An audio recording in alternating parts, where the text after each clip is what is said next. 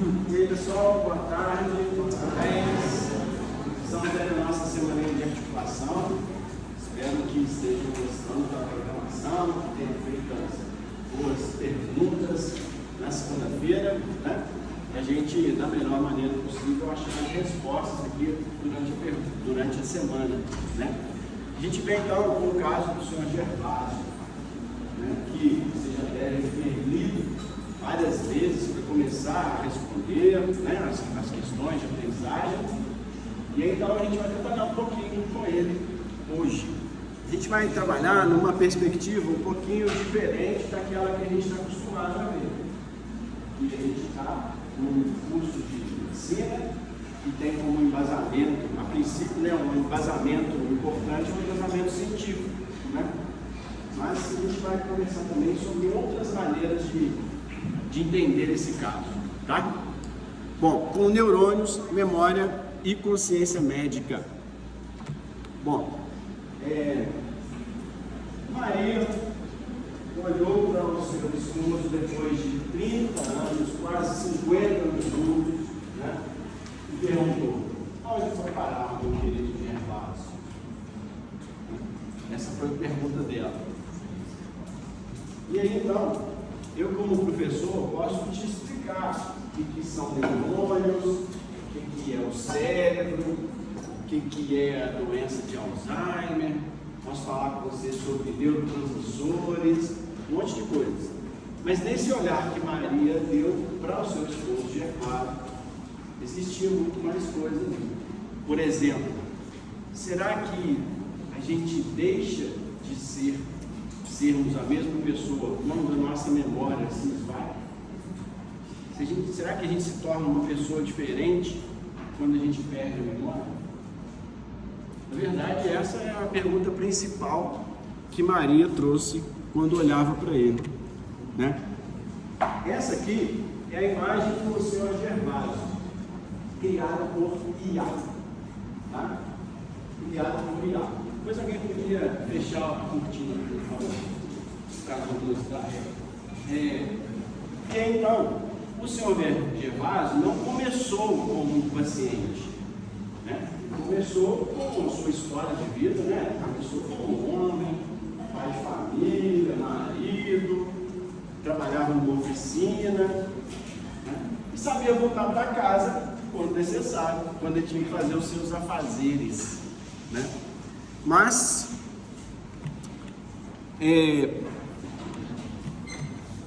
alguém aqui conhece alguém, alguém aqui já conviveu com alguém que teve Alzheimer? Você conhece algum quadro de demência? O que vocês acham que causa essa doença? O que será que causa? Vocês devem ter começado a aprender um pouquinho a respeito disso nessa semana, estudando a fisiopatologia, né, da doença. A gente vai comentar já já. O que vocês fariam no lugar de Maria? Como esposa, se o seu cônjuge não lembrasse mais de você, não lembrasse mais de quem era, vocês continuariam tratando dele bem, cuidando dele bem? Bom, são perguntas que ajudam a gente a nortear nossas decisões de vida. Eu, como vocês, em algum momento, né, da minha vida, voltei meu entendimento para uma compreensão da realidade voltada para um raciocínio científico, ou seja, hipotético dedutivo, hipótese, deduções, e assim foi criado o método científico, né, ao longo dos anos. Então, por exemplo, a gente observa como é a realidade, a gente observa como é o meio, a partir daí vem uma pergunta, vem uma indagação, uma dúvida, e aí a gente tem uma possível resposta baseada em deduções também já comprovadas, não necessariamente corretas ou não, é isso que a gente vai investigar. Então essas possíveis respostas seriam as hipóteses, né? Então, a partir de uma observação, uma pergunta, vem uma hipótese. Mas será que ela é verdadeira ou não? Se não for, a gente tem um caso aí de falsificabilidade das hipóteses, né? Enfim, como descobrir se ela é verdadeira ou não? A maneira que a gente o caminho que a gente vai seguir para ver se ele é falso ou se não é falso. É o que a gente chama de método. A palavra método significa caminho, né? Nesse caminho, então, a gente vai ter os experimentos, a gente vai ter as revisões, a gente vai ter metodologias diferentes para tentar responder aquela pergunta inicial, para a partir daí observar se é verdadeiro ou não essa hipótese.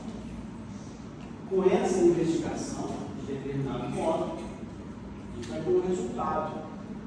Analisamos esses resultados e a partir daí a gente tem uma conclusão. Então, de maneira geral, esse que é o método científico. Observação, hipótese, método, né? Análise de dados, resultados, conclusão. Muito bem. Como você, eu também iniciei a minha jornada pensando que a vida se resumiria dessa forma, sempre com esse olhar científico. Lá em 2003, concluí minha licenciatura em Ciências Biológicas, em 2004 o bacharelado, em 2006 o meu mestrado, e aí eu me tornei mestre em Ciências, depois em 2017 doutor em Saúde. Ao longo de todo esse caminho, a minha visão era científica. Na prática, eu pude conviver durante a formação do curso, muitos anos de mestrado, muitos anos mais ainda de doutorado, né? Eu fui refinando essa maneira de encarar a vida, baseada em evidências científicas, né? Mas ao longo desses anos todos, a minha percepção da vida foi mudando, obviamente. Então, eu via perguntas diferentes que eu poderia fazer, via respostas diferentes que eu poderia obter. Isso foi se modificando ao longo do tempo. Hoje, em 2026, eu não sou mais aquela pessoa de 2003, né? A gente vai mudando e observando a vida de maneiras diferentes. Então, por exemplo, todo esse caminho me deu condições de entender e explicar a fisiopatologia do pensamento online. Todo esse caminho, por exemplo, mostra para a gente alterações no hipocampo, mostra para a gente, por exemplo, que um cérebro saudável, com a sua comunicação entre os neurônios, devido a alguns problemas moleculares e genéticos, passa a ter a formação de emaranhados neurofibrilares dentro dos neurônios, por exemplo, um mecanismo de hiperfosforilação da proteína tal. Isso faz com que os neurônios não funcionem direito e dessa maneira não consigam metabolizar algumas moléculas, gerando acúmulo de proteína beta-amiloide, né? Formam-se essas placas tanto dentro quanto fora dos neurônios. Consequentemente, todo o funcionamento, a transmissão do impulso no neurônio e entre eles vai ficar comprometido, né? À medida que isso acontece, tem-se a morte de neurônios, o que numa imagem pode ser refletida como a diminuição da área cortical, né? Obviamente, graus mais avançados aí da doença. A gente consegue também, sob esse olhar científico, fazer uma correlação clínica anatômica. O que clinicamente está relacionado com essas alterações morfológicas? Por exemplo, quando ele esqueceu o caminho de casa, que mudança que deve ter acontecido no seu cérebro que levou a esse quadro? Pode ser o comprometimento do hipocampo e do córtex abdominal. Ele começava a repetir histórias que está relacionado com o déficit de memória episódica, irritabilidade e desinibição, com disfunção do córtex pré-frontal e de circuitos moduladores. Além disso, agitação noturna, com alterações nos ritmos circadianos e de produção de alguns neurotransmissores, né? Essa visão mecanicista, né, processual, explicativa, traz para a gente também uma maneira de diagnosticar, né, através de exame de imagens, pelo menos caracterizar, não só um diagnóstico, mas caracterizar a doença com a atrofia do hipocampo de regiões temporais no caso do Alzheimer, né?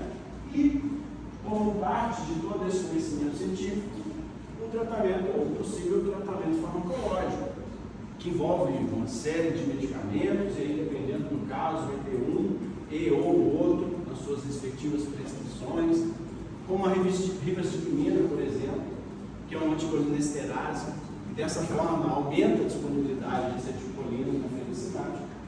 O que é importante no caso do Alzheimer, porque grande parte dos neurônios que param de funcionar, que morrem, são neurônios colinérgicos, né? Então, aumentando a disponibilidade de acetilcolina, restauraria, até certo ponto, obviamente, esse funcionamento da acetilcolina. Dependendo dos sintomas que o paciente apresenta, o citalopram, para poder modular a via serotoninérgica, uma vez que as relações nos circuitos cerebrais não envolvem apenas um neurotransmissor. A gente comenta isso durante a disciplina aqui, nesse período, né? São muitos neurotransmissores, um mesmo neurônio secreta diferentes neurotransmissores, vários neurotransmissores atuam sobre um neurônio, venas, então tem um circuito, uma rede de conexões muito variadas e complexas, de maneira que pode ser usado o citalopram como uma modulação dos neurônios serotoninérgicos envolvidos no tratamento, talvez uma manifestação de depressão que o paciente possa apresentar, uma apatia, um maior grau de ansiedade, né? Dependendo do caso, ele pode também usar a quetiapina, que é um antipsicótico. Inclusive, a gente vai comentar sobre isso na semana que vem, aqui na disciplina, que reduz a sua agitação psicomotora, né? E também trata muitos outros distúrbios psiquiátricos. Muito bem. Isso é o que a ciência traz para a gente, né?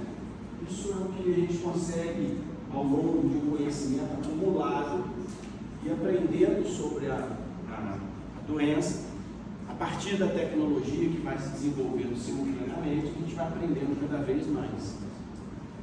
Mas o senhor Gervásio, será que sofre só biologicamente? Ou ele sofre também existencialmente? Essa é a questão, né? A ciência ajuda a gente a explicar por que o senhor Gervásio perde memória, que alterações que acontecem no hipocampo dele. Mas uma pergunta importante nesse contexto é: quando a memória desaparece, a pessoa também desaparece? Você deixa de ser quem você era quando você começa a esquecer de memória, sua memória, né? Quando ela começa a sumir? Alguns filósofos acham que sim, outros acham que não. Então, essa maneira de abordar o conhecimento ao longo do tempo, que a gente viu de maneira científica de encarar a realidade, pode ser, ao longo de todo esse tempo, encarada de outra forma. Uma maneira analítica, explicativa, onde o que vai ser importante aqui não é o corpo, mas o significado desse corpo, o sentido de quem ele é. Então, deixar ou não deixar se tornar a mesma pessoa, você desaparecer, não está falando no sentido literal, obviamente, né? Mas no sentido subjetivo, figurado. Existem filósofos que acham que sim, o indivíduo, a identidade do sujeito é aquilo que ele consegue lembrar, é a sua memória, uma constante memória que vai se enxergando de novos acontecimentos ao longo da vida e que vai tornando ele aquele sujeito.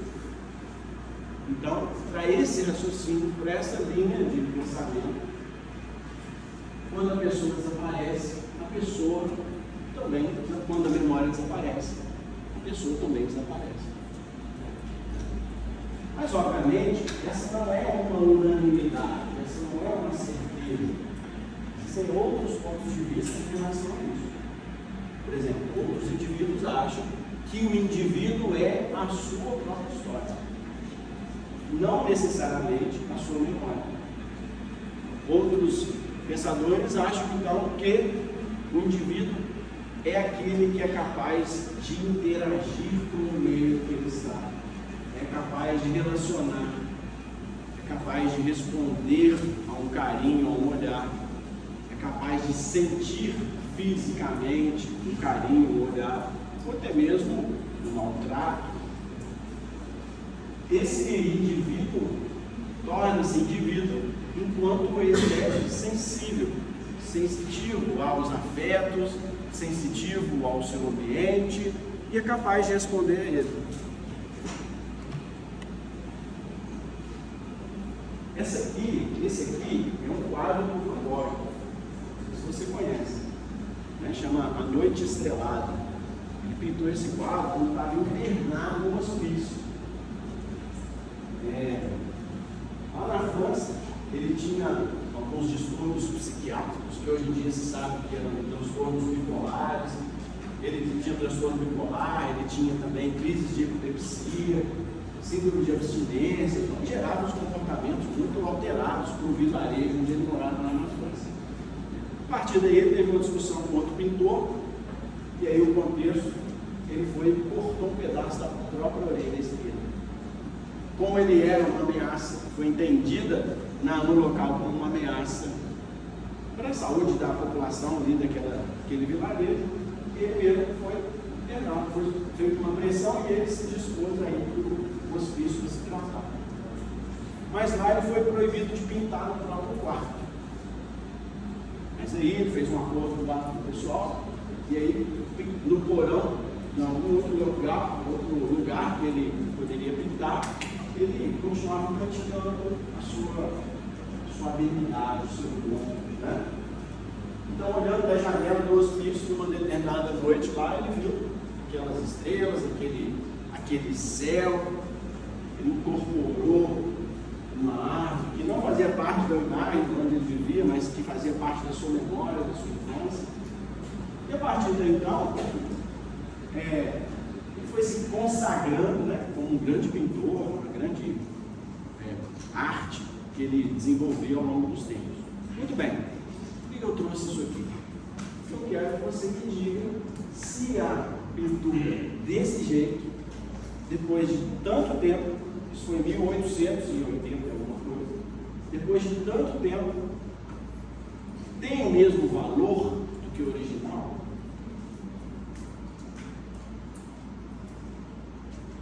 O que ela sempre representou fica comprometido com esse estado atual dela? Essa é a pergunta principal, né?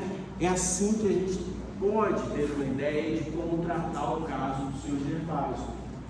Será que ele vale menos porque produz menos? Ele é menos produtivo para si, para a sociedade, para a sua família? Será que ele vale menos porque ele tem a capacidade de reconhecer menor do que ele tinha na outrora da sua vida? Como pessoa, ele é menos porque não produz, porque não reconhece como antes? Há quem diga que sim, há quem diga que não. Então, partindo daquele pressuposto de que você, com suas memórias, você é um indivíduo e a partir daí executa as suas ações do dia a dia. Se você não tem memória, você não é mais um indivíduo. Você não consegue executar da mesma forma as suas ações do dia a dia e, portanto, você tem menos valor.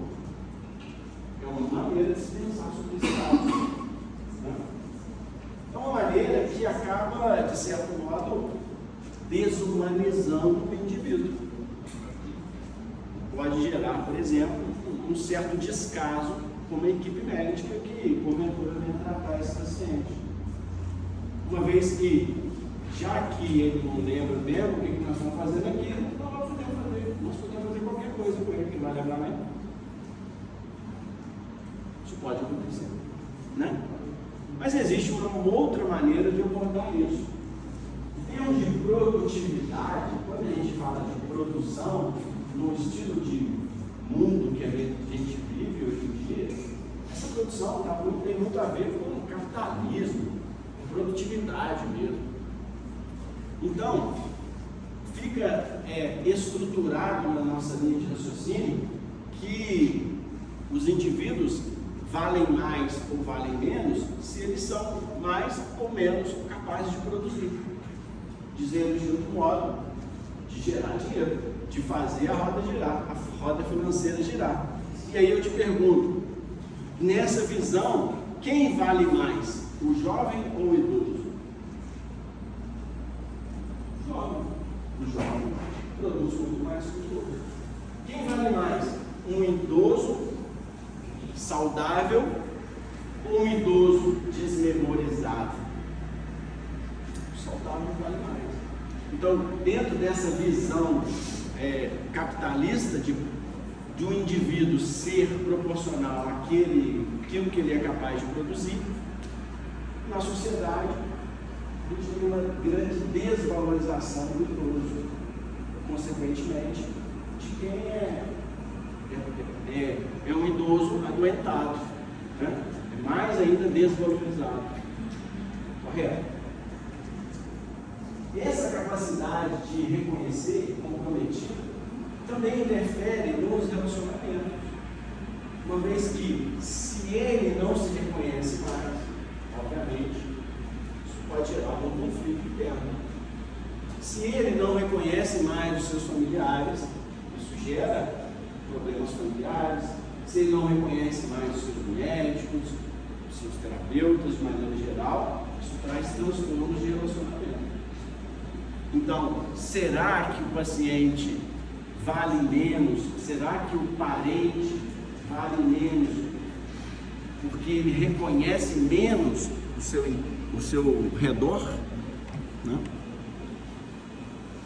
Quando o propósito do cuidado muda de curar para cuidar, o que muda eticamente? Existe um propósito na vida. Por exemplo, pensando na vida em si, o propósito da vida é continuar existindo.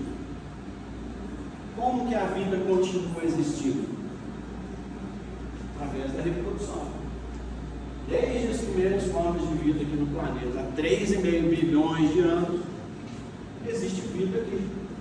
Em alguns momentos, quase se extinguiram as formas de vida, né, ao longo desse tempo todo. Mas, graças à reprodução, a vida se manteve.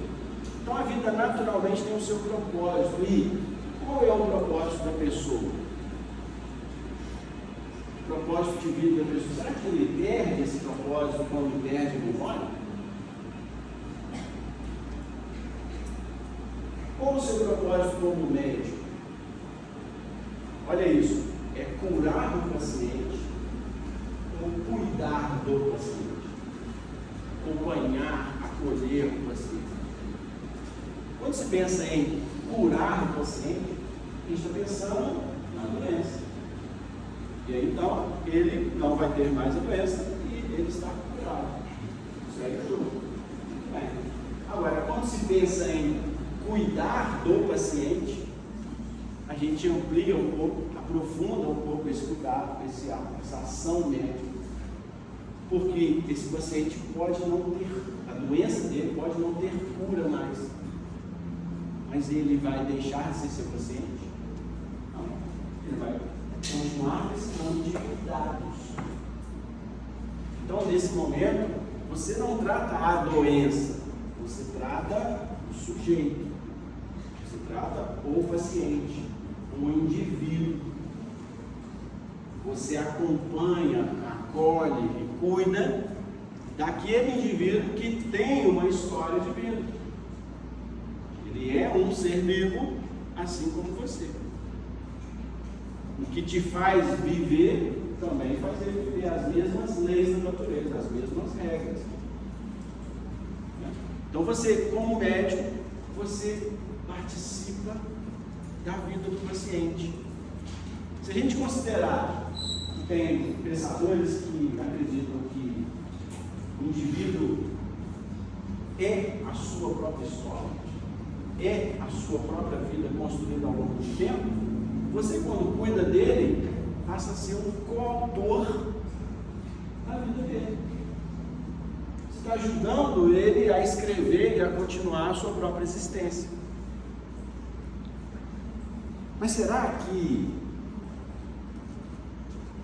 essa é uma realidade para todos os médicos, todos os cuidadores, todos os terapeutas? Hoje a gente vive num mundo muito tecnológico, então tem muitas opções para o tratamento e isso só tende a aumentar. Mas agora com a IA, ter capacidade de curar ou de cuidar faz com que o paciente tenha o seu propósito de vida aumentado. Ou seja, os cuidadores, os médicos, os terapeutas, etc., passam da mudança na quantidade de vida, ou do tempo de vida, para uma mudança na qualidade de vida. O quanto se vive é diferente de como se vive. Como se vivencia a velhice é diferente do quanto dura essa velhice. E também de como vai morrer. Será que vale a pena, mesmo com recursos tecnológicos, prolongar a vida do paciente biologicamente, sendo que existencialmente ele sofre muito?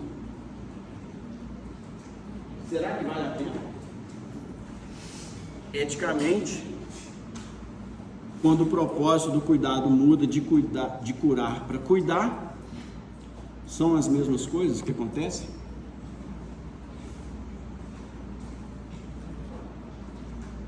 Essa é a Dona Maria, também criada por IA. Ela olhava para Gervásio e se perguntava: onde foi parar meu marido? Onde foi parar o meu Gervásio? E a pergunta por trás disso, conforme comentei com vocês aqui na abertura, foi: se a memória desaparece, a pessoa desaparece? Vamos perguntar agora, nos perguntarmos sobre a vida de Maria. Ela, como pessoa, tem a sua história de vida, que, de acordo com alguns pensadores, depende exclusivamente da memória e da continuidade da sua memória, e, de acordo com outros pensadores, tem a ver com a maneira como ela se relaciona consigo, a maneira que ela sente o meio, os afetos, as emoções, com isso a maneira que ela cuida de outras pessoas. Isso é a Maria, essa é a Maria. E é assim que ela cuida do Sr. Gervásio. E será que o Sr. Gervásio lembra dela? Consegue responder a ela? Consegue responder a todo esse cuidado, a esse propósito de vida dela, que é fornecer amor? É a forma de amor dela? Ela não é a médica dele, ela é a curadora dele, a acolhedora dele. Será que o amor requer reciprocidade? Isso é um pressuposto, isso é uma pergunta, essa é uma pergunta importante. Alguns cientistas, alguns filósofos acham que sim, alguns pensadores acham que sim, ao contrário de outros. Por exemplo, Schopenhauer acha que não, que o amor é individual. Por que isso? Porque ele investigava essas situações onde trazia que num relacionamento, quando é terminado o relacionamento, o indivíduo sofre, mas o outro também sofre. Por amor. Então, se os dois sofrem, o que faz eles sofrerem é o amor. Então, o amor seria o individual. Isso quer dizer o quê? Aquilo que você é capaz de fazer para poder cuidar da outra pessoa deve ser uma responsabilidade sua, unidirecional, sem requerer reciprocidade. Essa é a visão dele. É a sua visão também? Será que é a visão de Maria também? tiveram um filho, seu filho mais velho, como se você fosse o filho mais velho do casal, como conduziria uma conversa sobre cuidados paliativos? Agora a palavra cuidar já está sendo vista de outra maneira. Você já entende que ela não necessariamente é tratar, medicar, diagnosticar, examinar.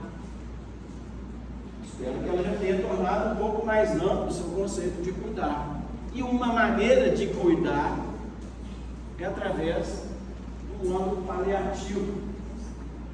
O paliativo é o termo que veio do latim palium, que significa manto, cobrir, proteger, reduzir o sofrimento. Isso que é um cuidado paliativo. É cuidar da pessoa ao longo da sua vida, mesmo que não tenha cura. Então, cuidados paliativos são necessários para minimizar o sofrimento e maximizar a qualidade de vida do sujeito. O sujeito, por si, por natureza, é um indivíduo. O ser humano é encarado como importante simplesmente pelo fato de ele ser o ser humano. Então ele tem que ser encarado com dignidade, com respeito, assim como as outras formas de seres vivos, né? Com dignidade, com respeito, para que a sua identidade seja mantida durante a sua vida. Ele tem o mesmo direito que você de existir da melhor maneira.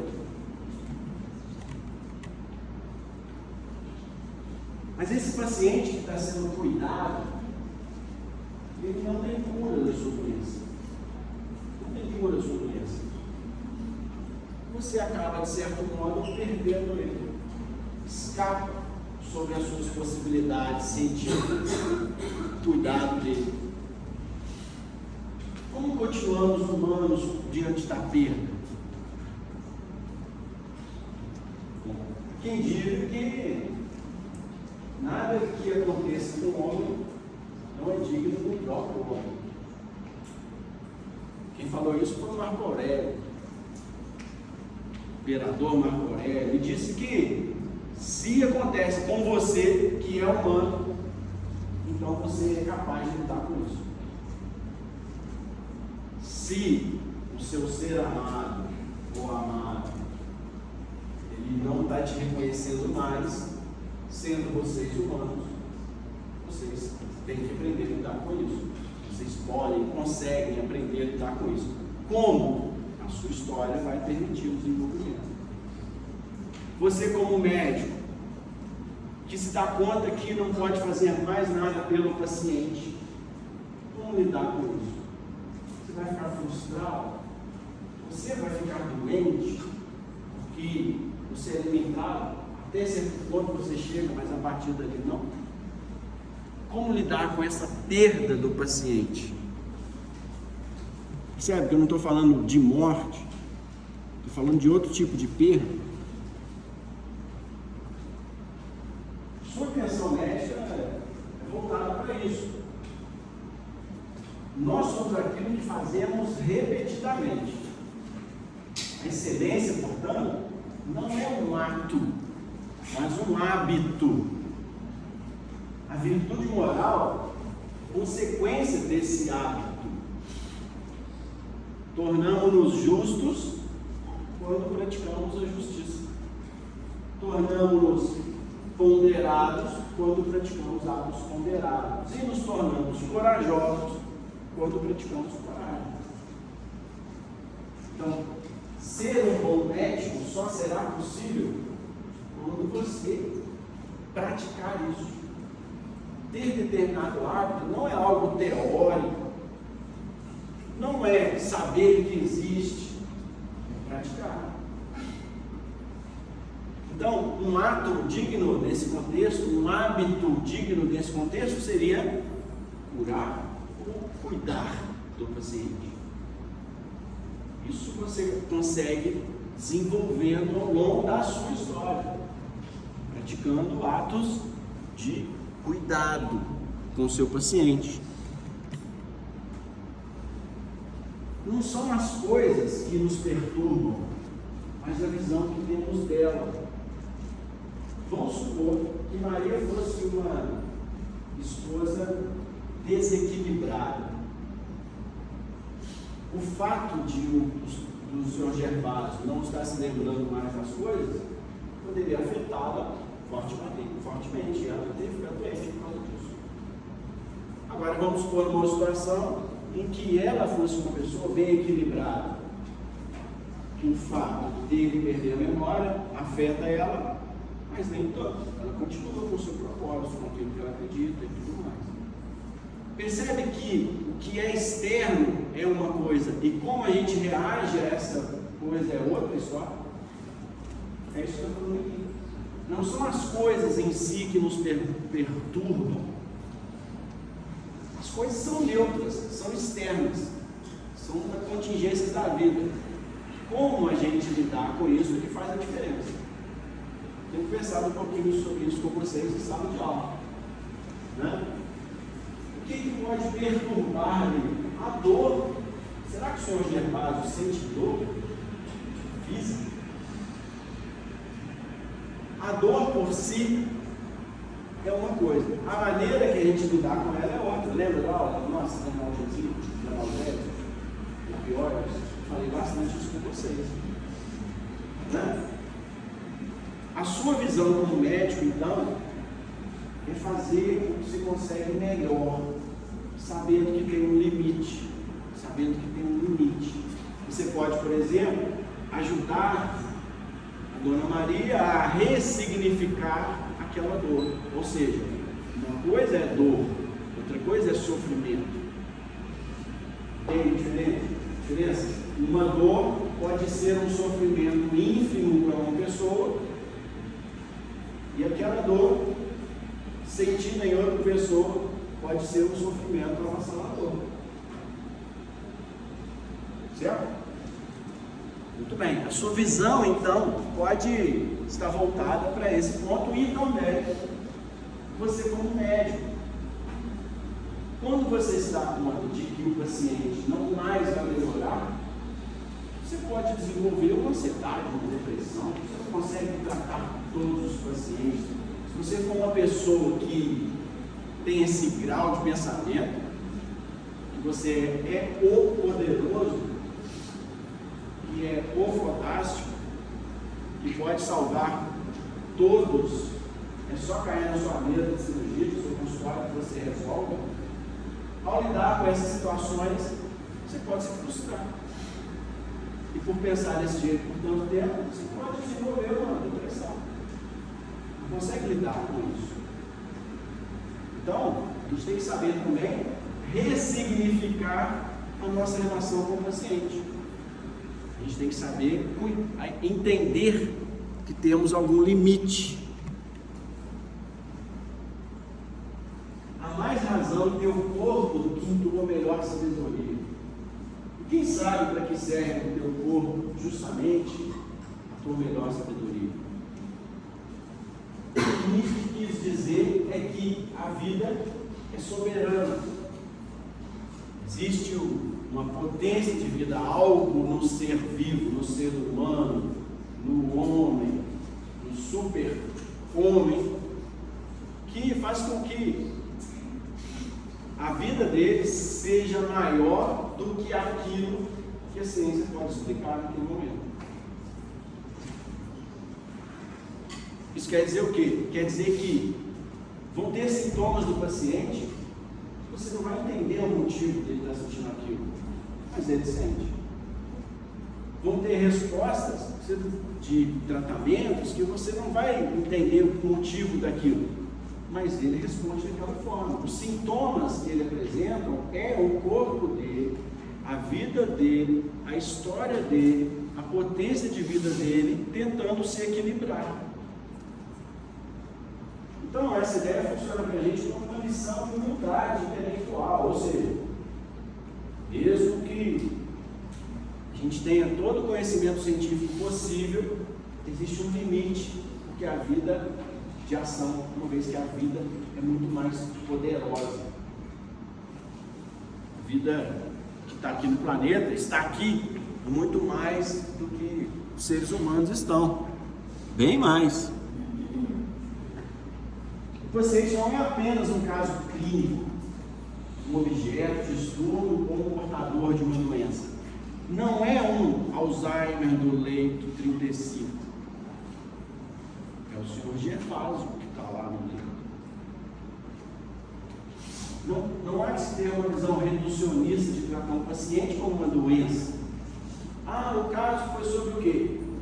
É super comum a gente perguntar. E aí, o que os alunos respondem? Alzheimer. O paciente chamava Alzheimer? Não. O paciente indivíduo. O caso é sobre o indivíduo, a pessoa.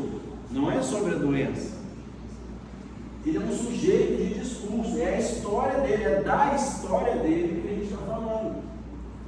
É uma história que pede para ser ouvida. Ou seja, ele traz sintomas. É a história de vida dele que foi interrompida pelo sofrimento que ele representa naquele momento. E você, como médico, pode ser o coautor da história de vida dele.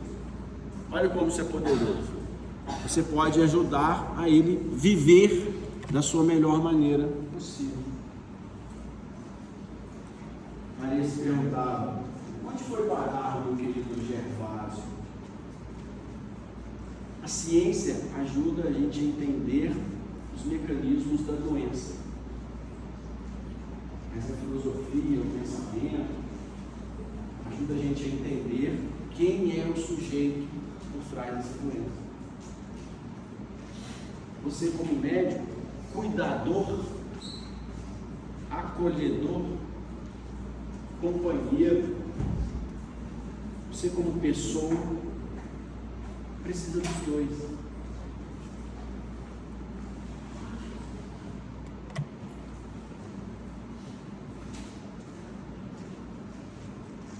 Essa é a minha verdade. Onde está a sua? Quanto ao caminho certo, o único caminho, ele simplesmente não existe. Obrigado.